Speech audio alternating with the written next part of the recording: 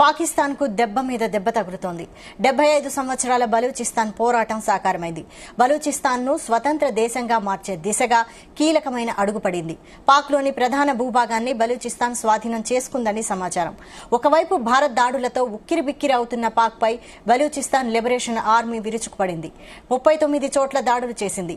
BLA Balochistan రాజధాని అయిన క్వెట్టా సహా కీలక నగరాలను తమ ఆధీనంలోకి తీసుకున్నట్టు తెలుస్తోంది.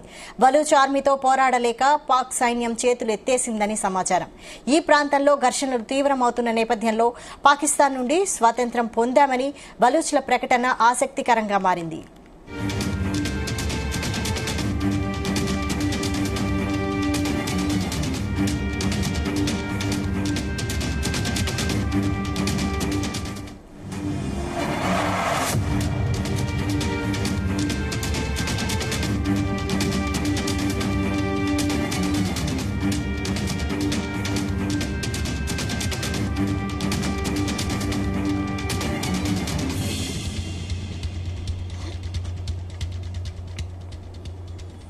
పాకిస్తాన్ కు దెబ్బ మీద దెబ్బ తగులుతోంది. 75 సంవత్సరాల బలూచిస్తాన్ పోరాటం సాకారమైంది.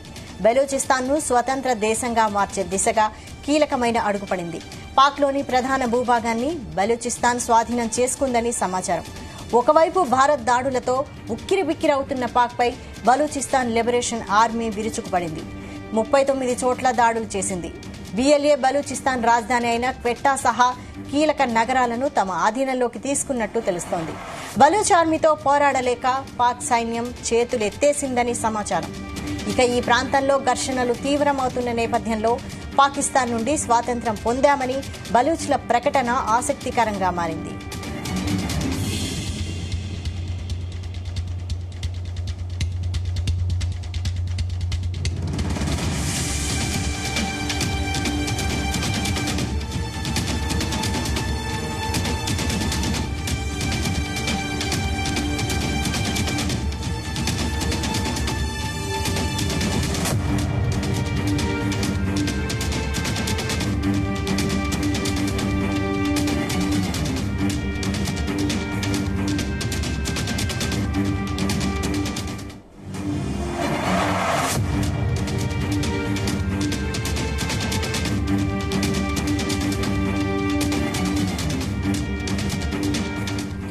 పాకిస్తాన్ కు దెబ్బ మీద దెబ్బ తగులుతోంది.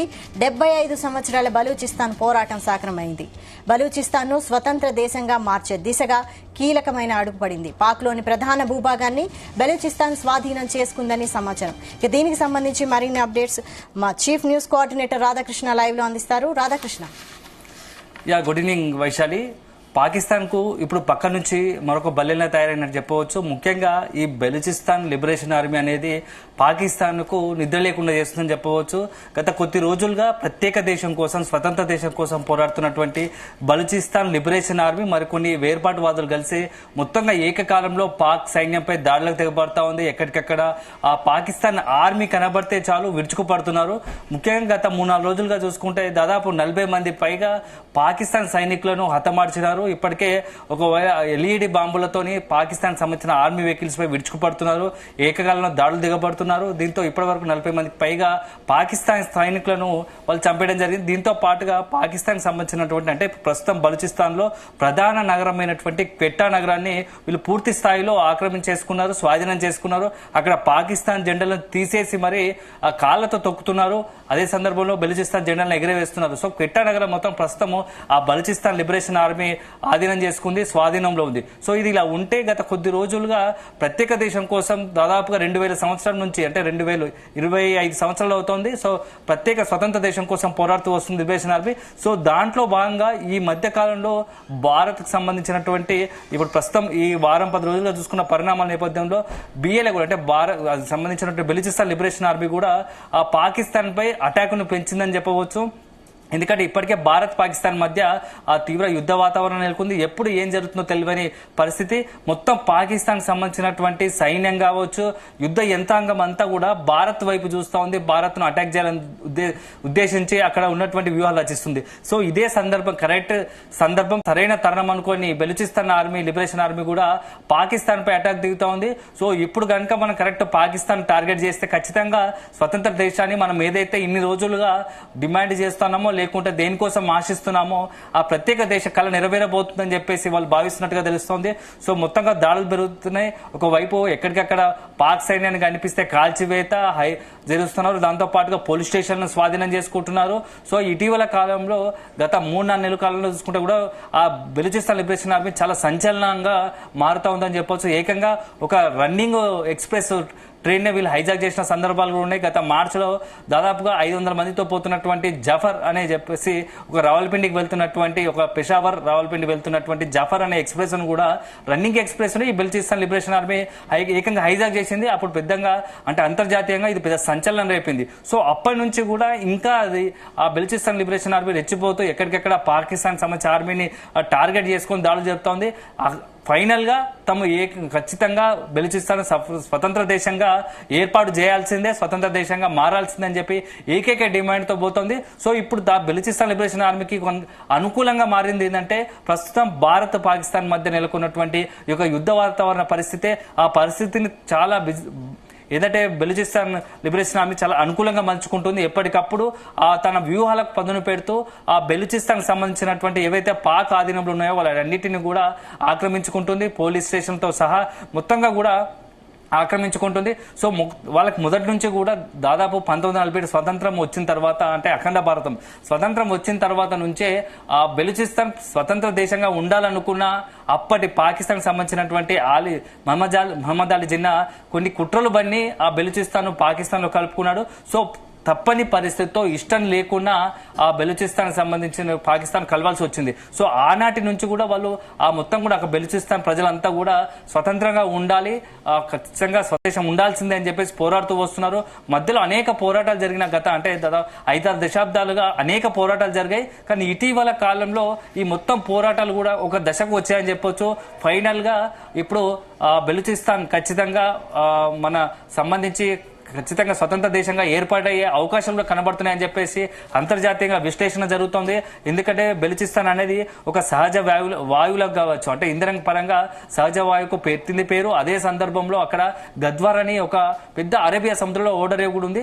సో ఇప్పుడు ఇటీవల కాలంలో దాన్ని పాకిస్తాన్ దానికి సంబంధించినటువంటి ఓడరేవు నిర్మాణ, పోర్టు నిర్మాణ పనులు అన్ని కూడా చైనాకు అప్పచెప్పింది. అప్పటి నుంచి కూడా అక్కడ బెలూచిస్తాన్ లో పెద్ద ఎత్తున ఆందోళన తీవ్రతరమవుతున్నాయి. ఎందుకంటే ఇక్కడ ఉన్న వనరులు, బెలూచిస్తాన్ ఉన్నటువంటి అనేక వనరులు, అంటే ఖనిజాలు కావచ్చు, వాయువులు కావచ్చు, అదేవిధంగా ప్రధాన ఓడరేవైనటువంటి వాణిజ్యపరంగా అత్యంత కీలకమైనటువంటి గద్వార్ ఓడరేవును కూడా చైనాకు అంటే మొత్తంగా కూడా అప్పచెప్పింది. సో దీంతో అక్కడ బెలూచిస్తాన్ సంబంధించినటువంటి మొత్తం సంపద కుల్లగొట్టబడుతోంది, పాకిస్తాన్ తన అవసరాలకు వాడుకుంటుంది అని చెప్పేసి ఒక లోకల్ గా స్థానికంగా పెద్ద ఎజిటేషన్ ఉద్యమం స్టార్ట్ అయింది. సో దీంతో అక్కడ ఉన్నటువంటి ప్రజలు దాదాపుగా 1.5 నుంచి 2 కోట్ల మంది ప్రజలు అంతా కూడా ఎప్పటికప్పుడు ఈ యొక్క మొత్తంగా ఏదైతే లిబరేషన్ ఆర్మీ చేస్తున్నటువంటి ఆందోళనకు మద్దతు పలుకుతూ వస్తున్నారు. సో ఇటీవల కాలంలో ఆ దాడులు పెరిగిపోయాయి. ఈ నేపథ్యంలోనే ఇప్పుడు పాకిస్తాన్ సంబంధించి ఇప్పుడు కొంత వీక్ గా ఉందని బిఎల్ఏ భావిస్తూ ఉంది. సో దీంతో అటాకులు పెంచింది. అల్టిమేట్ గా ఈ యొక్క స్వతంత్ర దేశమే ఏర్పాటుగా తమ ఆందోళన కావచ్చు, తన ఉద్యమం కొనసాగుతుందని చెప్పవచ్చు. సో ఎన్ని రోజులు భారత్ గనక పాకిస్తాన్ పై యుద్ధం కొనసాగిస్తే సో మా పని ఇంకా ఈజీ అవుతుందని ఒక భావనలో బెలూచిస్తాన్ ఉంది. సో అందుకోసమే వరుసపెట్టి అటాకులు పెలుస్తా ఉంది, రోజు రోజుకు ఉద్రితంగా చేస్తా ఉంది. సో ఒక దశలో ఆ బిఎల్ఏ అటాకులను పాకిస్తాన్ నిలువరించలేకపోతోంది. పాకిస్తాన్ కూడా చేతులెత్తేసే పరిస్థితి కనబడుతోంది. సో భారత్ మీద ఎంత ఫోకస్ చేయాల్సి వస్తుందో మరోవైపు బెలూచిస్తాన్ పైన అంతే ఫోకస్ చేయాల్సిన పరిస్థితి ఉంది. సో ఇప్పుడు ముప్పేట పాకిస్తాన్ సంబంధించి ఇటు భారత్ అటు బలూచిస్తాన్ ఇటు రెండింటి మధ్య అడకత్తలో పొగచెక్కలేక పాకిస్తాన్ పరిస్థితి మారింది. ఎప్పుడు ఎవరు అటాక్ చేస్తారో తెలియని పరిస్థితి. సో పాకిస్తాన్ మాత్రం చాలా మున్ముందు చాలా సవాళ్ళు ఎదుర్కోవాల్సి వస్తుంది, చాలా కఠిన సమయం అంటూ చెప్పొచ్చు. ఖచ్చితంగా అతి త్వరలోనే బలూచిస్తాన్ అనేది ఒక అంటే స్వతంత్ర దేశంగా ఏర్పాటు కాబోతుందని చెప్పేసి ఇప్పటికే ప్రపంచవ్యాప్తంగా చర్చ జరుగుతుంది. సో ఇది బలూచిస్తాన్ అనేది ఇక పాకిస్తాన్ తో విడిపోతే పాకిస్తాన్ కు మరిన్ని కష్టాలు తప్పవు. ఎందుకంటే ఒకవేళ ఇప్పటికే ఆర్థికంగా చాలా సంక్షోభంలో ఉంది. సో బెలూచిస్తాన్ అనేది కొంత వాణిజ్యపరంగా మంచి సంపద కలిగిన సహజ నిక్షేపాలు కలిగినటువంటి ప్రాంతము. అది కూడా కోల్పోతే పాకిస్తాన్ మాత్రం చాలా ఆర్థిక సంక్షోభాన్ని ఎదుర్కొంటుంది. కేవలం తీవ్రవాదాన్ని నమ్ముకొని అక్కడ ఉన్నటువంటి అంటే భారత్తో పాటు ఇతర దేశాల్లో దాడులకు తెగబడమే, తీవ్రవాదాన్ని నమ్ముకోవడమే పాకిస్తాన్ ఇన్ని రోజులుగా చేస్తూ వస్తుంది. ఒకవైపు కొన్ని సహజ నిక్షేపాలు కావచ్చు, వాయువులు కావచ్చు, ఇంధనాలు కావచ్చు, సహజ వనరులు ఉన్నప్పటికీ పాకిస్తాన్ దాన్ని వాడుకోకుండా కేవలం ఎంతసేపు భారత్ను ఇబ్బంది పెట్టాలి, తీవ్రవాదాన్ని పెంచి పోషించాలి అనే ఏకైక ఎజెండాతో ఇన్ని రోజులు మొత్తం నడుస్తూ వచ్చింది. సో దేశం మొత్తం కూడా అభివృద్ధిని పక్కన పెట్టింది. అక్కడ ప్రజల పరిస్థితులను ప్రజలు ఏం కోరుకుంటున్నారో అవన్నీ పక్కన పెట్టి కేవలం ఏకైక ఎజెండా కాశ్మీర్, భారత్ను ఇబ్బంది పెట్టాలి, ఈ యొక్క ఏకైక ఎజెండాతో గత దశాబ్ద కాలంగా నడుస్తూ వస్తుంది. సో భారత్ మీద అతిగా దృష్టి పెట్టడం వల్లే పాకిస్తాన్కి ఈరోజు ఇట్లాంటి దౌర్భాగ్య పరిస్థితి, దుర్భిక్ష పరిస్థితి వచ్చిందని చెప్పేసి కూడా ఒక చర్చ జరుగుతోంది అంతర్జాతీయ వ్యాప్తంగా. ఎందుకంటే సహజ వనరులు ఉన్నాయి, అన్నీ ఉన్నా ఏంటంటే పాకిస్తాన్ దాన్ని వినియోగించుకునే పరిస్థితి లేదు. ఎందుకంటే అక్కడ ఉన్నటువంటి తీవ్రవాదం, మత ఛాందసవాదం కావచ్చు, ఒక తీవ్రవాదాన్ని అడ్డు పెట్టుకొని ఈరోజు భారత్ను ఇబ్బంది పెట్టాలనుకున్నటువంటి పాకిస్తాన్ చివరకు అదే తీవ్రవాదం పాకిస్తాన్ మొత్తంగా కూడా మింగేసే పరిస్థితికి వచ్చింది. సో ఎందుకంటే గతంలో చూసినప్పుడు కూడా పాకిస్తాన్ సంబంధించినటువంటి al Qaeda chief bin Laden కూడా పట్టుకుంది పాకిస్తాన్ లోనే. సో జైష్ ఏ మహమ్మద్ కావచ్చు, లష్కర్ ఏ తోయిబా కావచ్చు, ఐసిస్ కావచ్చు, ఇలా మొత్తం world wide most wanted terrorist సంస్థలన్నీ కూడా పాకిస్తాన్ కేంద్రంగానే నడుస్తున్నాయి. అందులో నిత్యం ర్యాలీలు, పెద్ద ఎత్తున సభలు, సమావేశాలు. పాకిస్తాన్ వాటికి ఇంకా అక్కడ ఉన్నటువంటి పాకిస్తాన్ ఆర్మీ ఆ తీవ్రవాద సంస్థలకు షెల్టర్ జోన్లుగా మారాయి. వారికి భద్రతని ఇస్తూ ఆ మొత్తం తీవ్రవాద సంస్థలు పెంచి పోషించారు. సో ఇన్ని రోజులు భారత్ చాలా ఓపికగా చూస్తూ ఉండిపోయింది. సో ఎప్పుడైతే మొన్న పెహల్గాం దాడి కట్టిన తర్వాత మాత్రం పాకిస్తాన్ కి సంబంధించిన విషయంలో భారత్ చిన్న కఠినంగా ఉండబోతోంది, చాలా కఠిన నిర్ణయాలు తీసుకుంది. సో ఆ కఠిన నిర్ణయాల ఫలితమే ఇప్పుడు పాకిస్తాన్ ను అనుభవిస్తుందని చెప్పవచ్చు. ముఖ్యంగా సింధు జలాల విషయం నుంచి మొదలు పెడితే అనేక అంశాలపై ఆ పాకిస్తాన్ పూర్తిగా సంక్షోభంలో ఇరుక్కుపోయింది. రేపో మాపో పాకిస్తాన్ మొత్తం ఆర్థికంగా మొత్తం పూర్తి స్థాయిలో పతనం అయిపోయింది. ఇప్పటికే అక్కడ ఉన్నటువంటి ఆ సంక్షోభంలో మొత్తం ఆర్థికంగా సంక్షోభం రావడంతో నిత్యావసర ధరలు పెరిగాయి. సో ప్రజలు తిరగబడుతున్నారు. అదే సందర్భంలో ప్రతిపక్ష పార్టీలు, ఇమ్రాన్ ఖాన్ పార్టీకి సంబంధించినటువంటి మొత్తం మద్దతుదారు పెద్ద ఎత్తున ఆందోళన నిర్వహిస్తున్నారు. రాజకీయంగా సంక్షోభము, ఆర్థికంగా సంక్షోభం. ఒకవైపు భారత్ ఎదురుదాడి తట్టుకోలేను, అదే అంతర్గతంగా బెలూచిస్తాన్ నుంచి ఒక దాడి. సో మొత్తంగా పాకిస్తాన్ కు ఇప్పుడు ముప్పేట దాడి జరుగుతుందని చెప్పవచ్చు, అష్టదిగ్బంధనం జరిగిందని చెప్పవచ్చు. ఒకవైపు ప్రపంచ దేశాలు కన్నెర చేస్తున్నాయి, ఈ తీవ్రవాదాన్ని మానుకోండి, తీవ్రవాదాన్ని పెంచి పోషించకండి అని చెప్పి అగ్రరాజ్యం అమెరికాతో సహా అన్ని కూడా సీరియస్ అవుతా ఉన్నాయి. ఇది ఇలా ఉండగానే మరోవైపు భారత్ ఎప్పుడు తమను దెబ్బ కొడుతుందో, భారత్ ఎప్పుడు తమపై దాడి చేస్తుందో అనే ఒక టెన్షన్ లో ఉండిపోయింది. ఇప్పటికే పాకిస్తాన్ ప్రధాని బంకర్లు దాచుకోవాల్సిన పరిస్థితి. అక్కడ ఉన్నటువంటి ఆర్మీ చీఫ్ ముల్లా మునీర్ కూడా అసలు ఎక్కడ ఉన్నాడు, వాడు ఉన్నాడా లేదా తెలియని పరిస్థితి. ఇదంతా చూసుకుంటే పాకిస్తాన్ లో మాత్రం తీవ్ర సంక్షోభం ఉంది. ఈ తెలియని సంక్షోభంలో, ఈ తెలియని గందరగోళంలో నుంచే వాళ్ళు అణుబాంబులు వాడతాము, అది ఇది చేస్తాము, న్యూక్లియర్ వెపన్స్ వాడతామని చెప్పేసి ప్రగల్భాలు పలకడం, ఆ ప్రేలాపన చేయడం అనేది మాత్రం కాస్త విచిత్రంగా అనిపిస్తా ఉంది. ఎందుకంటే ఆ ఉదయం నుంచి కూడా చూసుకుంటే పరిణామాలు చూసుకుంటే పూర్తి స్థాయిలో పాకిస్తాన్ గత 48 గంటల్లో భారత్ పై చేస్తున్న అటాక్ను పూర్తి స్థాయిలో నిర్వీర్యం చేసింది. ఎక్కడ కూడా పాకిస్తాన్ కి సంబంధించినటువంటి చిన్న క్షిపణి కావచ్చు, డ్రోన్ కావచ్చు, భారత్ ఏమీ చేయలేకపోయాయి. సో ఇదే సందర్భంలో భారత్ ఎదురుదాడి దిగిన సందర్భంలో పాకిస్తాన్ సంబంధించినటువంటి ప్రధాన పట్టణాలు అన్ని కూడా ధ్వంసమైపోయాయి. ముఖ్యంగా పాకిస్తాన్ సంబంధించినటువంటి 8 ఎయిర్ బేసులు కూడా ధ్వంసమైపోయాయి.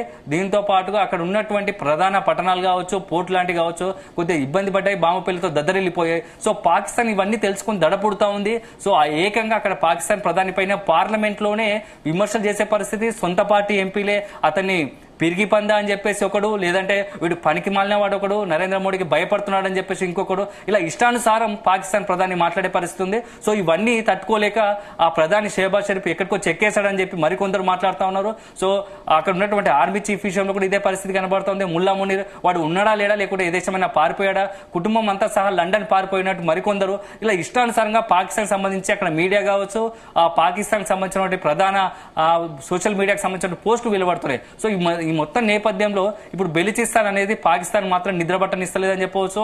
ఎన్నో నిద్రలేని రాత్రులు గడపాల్సిన పరిస్థితి అని చెప్పవచ్చు. అతి త్వరలోనే బెలూచిస్తాన్ ఇదే ఊపు కొనసాగిస్తే పాకిస్తాన్ కు పెద్ద ఎదురుదెబ్బ తగలడం ఖాయం. సో పాకిస్తాన్ కు సంబంధించినటువంటి బెలూచిస్తాన్ ఆశలు వదులుకోవడమే, బెలూచిస్తాన్ స్వతంత్ర దేశం ప్రకటించాల్సిన పరిస్థితి రావచ్చు. సో ఈ మొత్తం వ్యవహారం చూస్తుంటే మాత్రం బెలూచిస్తాన్ మాత్రం ఇప్పుడున్న పరిస్థితుల్లో స్వతంత్రంగా దేశంగా ఏర్పడే అవకాశాలు స్పష్టంగా కనబడుతున్నాయి. సో పాకిస్తాన్ సంబంధించి ఇప్పటి వరకు మనం ఏంటంటే ఇంతసేపు జమ్మూ కాశ్మీర్ కి సంబంధించినటువంటి లేనిపోని ఆశలు పెట్టుకుని ఏదో కొంత అంటే భారత్ ని ఇబ్బంది పడే పరిస్థితి చూసుకుంటుంది. కానీ అక్కడ ఉన్నటువంటి బలూచిస్తానే ప్రత్యేక దేశంగా ఏర్పాటు చేయాల్సిన పరిస్థితి ఏర్పడుతుందని ఎప్పుడు ఆలోచించలేదు. సో భారత్ మీద దృష్టి పెడితే ఏమవుతుందో తెలుసుకోవాల్సిన పరిస్థితి పాకిస్తాన్కి ఇప్పటికైనా తెలిసి రావాలి. ఎందుకంటే ఒకవైపు బలూచిస్తాన్ విడిపోబోతుంది, అక్కడ ఉన్నటువంటి అంతర్గతంగా ఉన్నటువంటి తీవ్రవాద సంస్థలు పాకిస్తాన్ ప్రభుత్వంపై ఒత్తిడి తెస్తా ఉన్నాయి, భారత్ మీద యుద్ధం చేయాల్సిందని. కానీ అక్కడ ప్రస్తుత పరిస్థితిలో పాకిస్తాన్ భారత్ తో తలపడే పరిస్థితి లేదు. అక్కడ ఉన్నటువంటి తీవ్రవాద సంస్థల ప్రోద్బలంతో వాళ్ళు రెచ్చగొట్టడంతో తప్పని పరిస్థితుల్లో భారత్ కు ఎదురుదాగి తిరిగే పరిస్థితి కనిపిస్తుందని చెప్తున్నారు. కేవలం తీవ్రవాదుల మాటలు నమ్ముకునే ప్రస్తుతం కూడా ఈ డ్రోన్లతో కావచ్చు, క్షిపణులతో భారత్ ఆలయాలు కావచ్చు, అదేవిధంగా పోర్టులు కావచ్చు, ఎయిర్పోర్ట్లను టార్గెట్ చేసుకుని దాడులు జరుగుతున్నట్టుగా తెలుస్తా ఉంది. Vaishali. Right, thank you Radhakrishna.